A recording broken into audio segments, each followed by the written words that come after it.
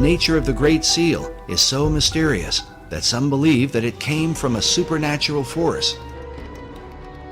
An account recorded by Dr. Robert Hieronymus in his book, Founding Fathers' Secret Societies, says that the Great Seal was given to Thomas Jefferson by a mysterious cloaked figure. The account reads that Jefferson told a strange story.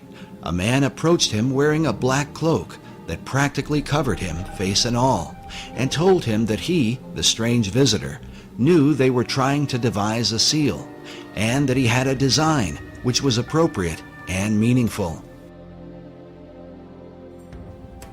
Jefferson, of course, looked at it, according to this story, and said, "This is it. This is it." He knew it was it, and it was right. So he supposedly came running back into whatever, whether it was a tent or whatever it was, and he showed it to other individuals, and he told them about, they met this person outside. Of course, they went outside to go to find the guy, and he's gone. So supposedly we'll never find out who designed the Great Seal of the United States. While Dr. Hieronymus admits that he is skeptical about such stories, there are others who claim to believe them to this day. Perhaps it has something to do with John Adams, who was on the first seal committee with Thomas Jefferson. According to the written account, John Adams was there when this bizarre event took place. Oddly enough, the Adams Memorial in Washington, D.C. is adorned with this mysterious cloaked figure. Perhaps it's just a coincidence. The American $1 bill is full of magical symbolism. Many people know about the magical significance of the design of the Great Seal of the United States, yet they only know half the truth. We have been told that the seal of the United States is merely a coat of arms, or what is called a layman in magic. It is true that the Great Seal is a layman or coat of arms that represents uniting the original 13 colonies into one country. Yet it is more than just a layman. The coat of arms is only half the story, albeit the only story you know. Let's look at the major magical symbolism found on the $1 bill. Looking at the obverse or front side of the $1 bill, our eyes land directly on the image of George Washington, and we are immediately reminded of his Masonic heritage. George is framed by the Greek letter omega. The omega on the $1 bill is a direct reference to God. Omega is the end of an old way of life for the start of a new, better way. On the square on the Treasury Department seal, there are 13 pentagram stars. The most frequently used symbolic reference found on the $1 bill is to the number 13.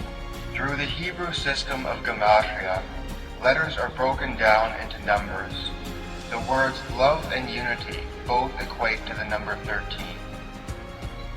Found on the reverse or back side of the $1 bill is a wealth of highly significant magical symbolism used in Western Kabbalistic ceremonial magic.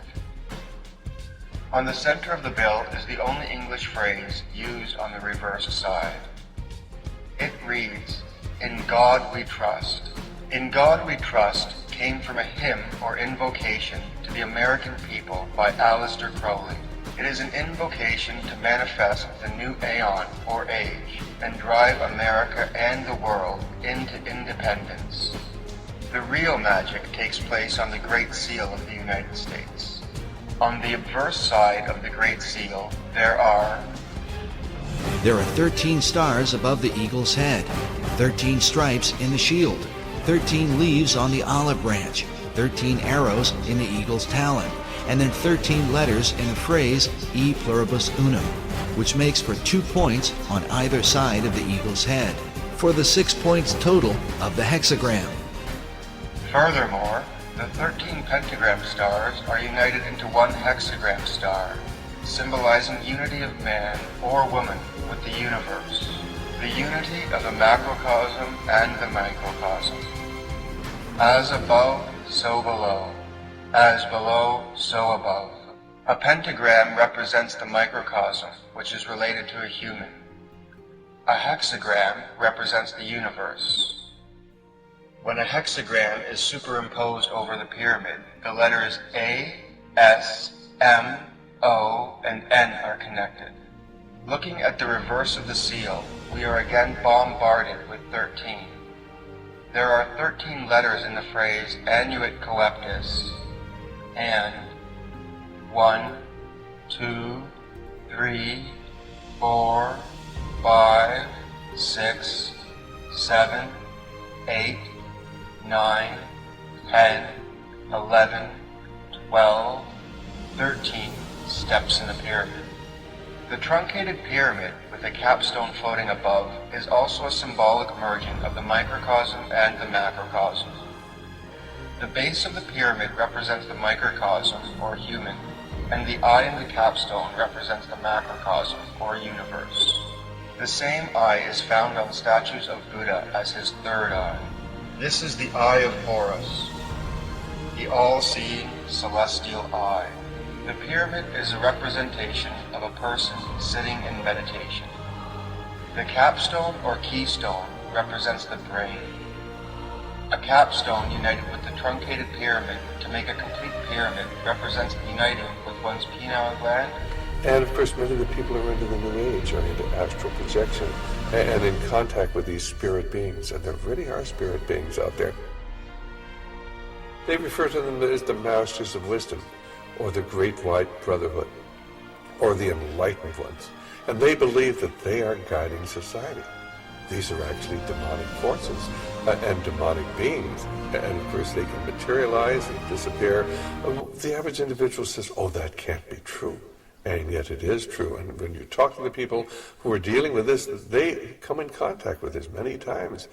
They have accessed this other dimension, which is truly a demonic dimension. Opening your third eye is what this book is all about.